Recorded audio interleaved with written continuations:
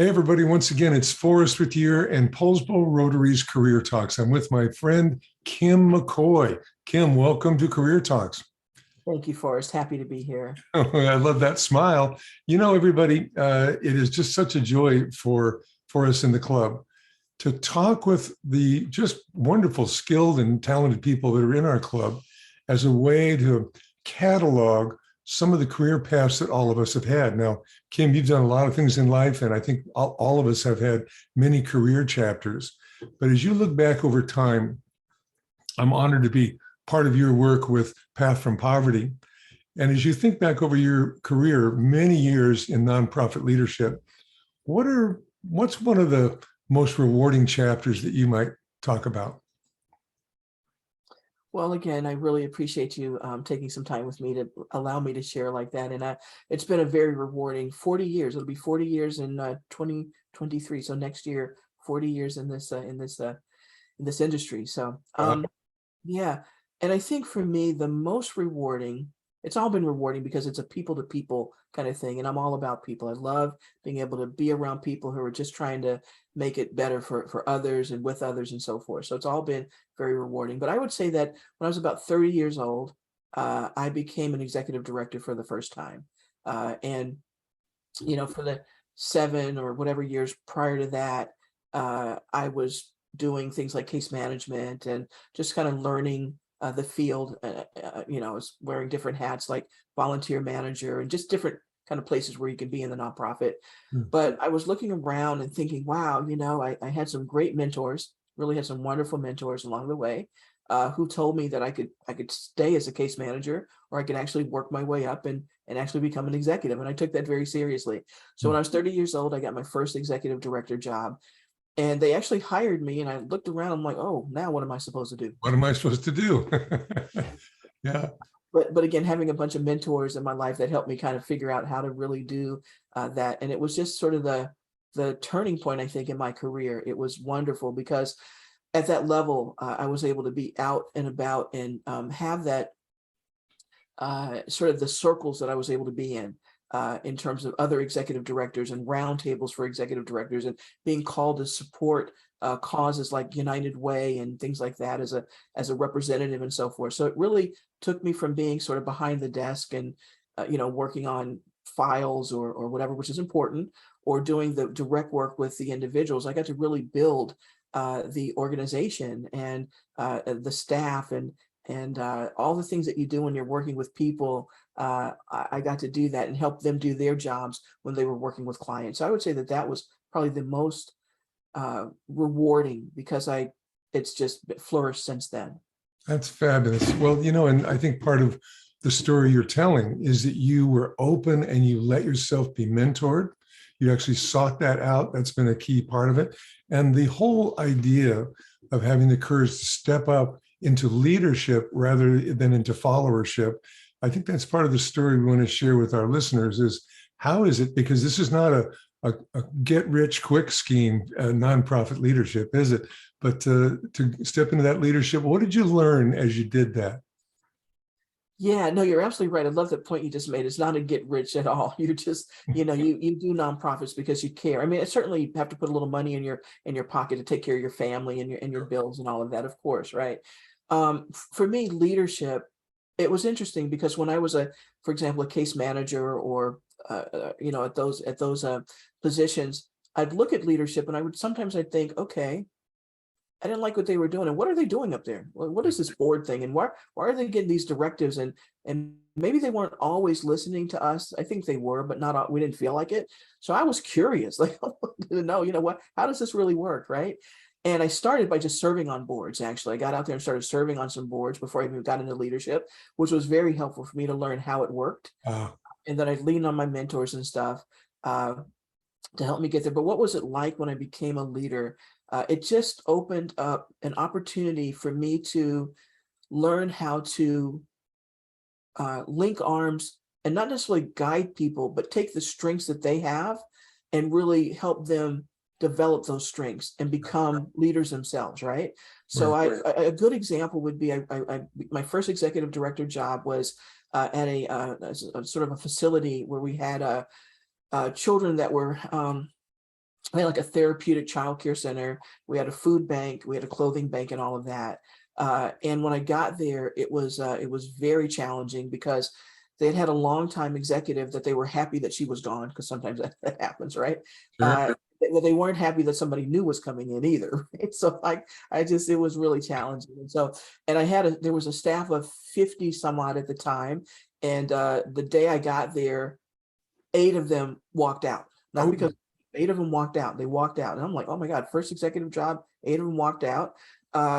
Most of them went to the board and tried to get me dismissed. My first day. geez. It was quite something, quite something. But what I did was I looked, and the board was like, no, we've hired her and we think she's great and so forth. And, you know, we're going to give her a chance. And it was really early in my moment as an executive director.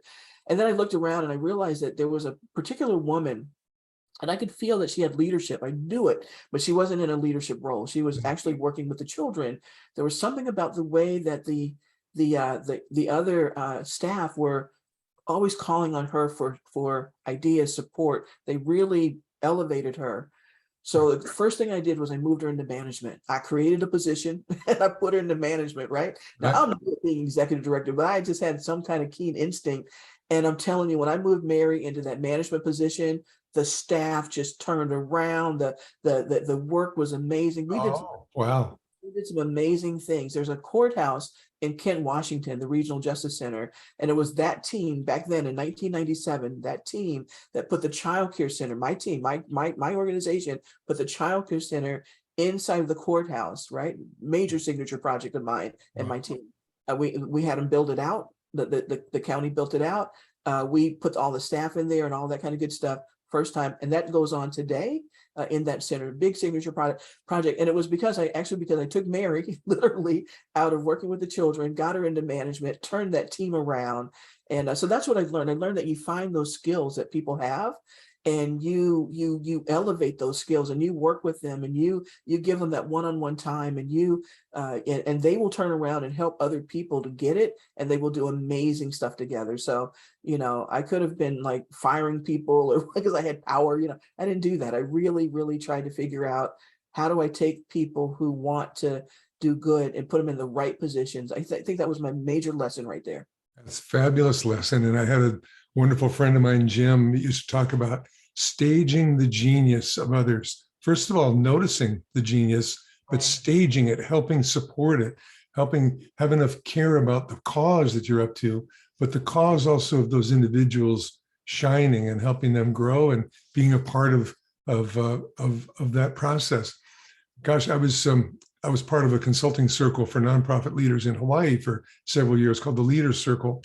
And one thing I kept seeing is these good-hearted executive directors who had enormous tasks and always not enough funding, not enough staffing. They didn't give up. And I think there's something about tenacity that we're talking about here too. And I wonder, as you would give advice to someone who's thinking about nonprofit, a career in nonprofit work, what might you say to someone? It could be a young person or someone in career change, someone even retired who wants to go in that direction.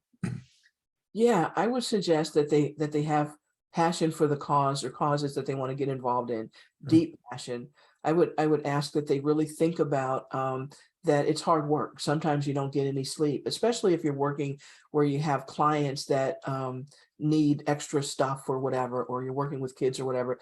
You know, there's a level of sort of responsibility for the well-being of some of those people, right?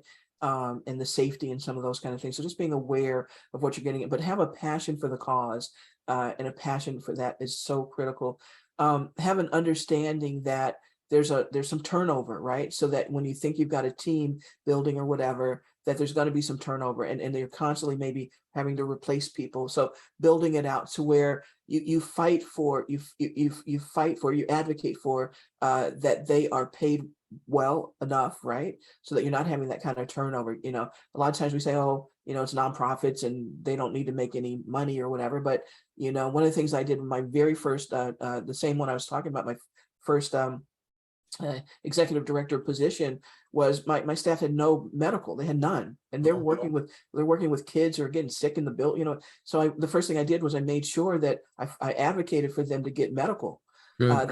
They paid like very barely minimum wage. I advocated for at least a couple dollar increase, right? So just knowing that you're going to have to go in and advocate for things like that, because it can be seen as sort of undervalued in some degree. I think being connected, like getting connected and networking with individuals out there. So, because you're going to have to do a lot of work around approaching foundations and grant makers, and there's competition for those resources and all of that. And I think the best thing you can do is find people who love your cause, steward those relationships. First of all, take care of the money that comes in, make sure it's going exactly where it's supposed to go, but steward the relationships, know that you're able to steward relationships before you take this on, because it's about networking. It's about bringing folks to your cause who are going to champion your cause, volunteering, donors, etc. So those are some tips I would have, is just making sure that you have the right passion, that you are networked out there, that you know what you're getting into, and you're willing to advocate and champion. That's huge, Kim. Well, when we put together a seminar for aspiring nonprofit folks, you're one of our instructors for that. That'll be great. You know what? What a nice conversation, and thank you so much for your good heart. And I'm honored to be part of helping in some small way with Path from Poverty, a project you've got going in Kenya. Really quite a touching process. And thank you so much for being with us and offering your career talk through Poulsbo Rotary. Thank you so much, Forrest. Thanks for putting this together. I think it's a wonderful thing for the community. Wonderful. Oh, good. Thanks so much for being here.